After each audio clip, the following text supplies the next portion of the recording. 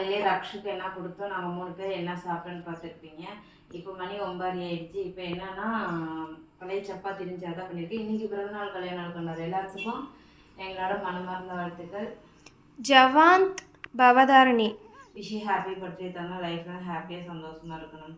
அனிஷ் மோனி இந்துமதி இவங்க எல்லாருக்கும் ஒரு பெரிய பெரிய பெரிய ஹாய் தாங்க.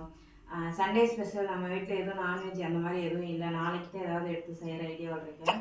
அதுவும் பார்த்திங்கன்னா இன்றைக்கி ரக்ஷு காலையில் நேரமாக போயிட்டாங்க இல்லையா, ஷார்ட்ஸில் பார்த்துருப்பீங்க. இன்றைக்கி வந்து அவங்க என்பிடியில் எக்ஸாம் இருக்குன்னு சொல்லிட்டு போயிட்டாங்க.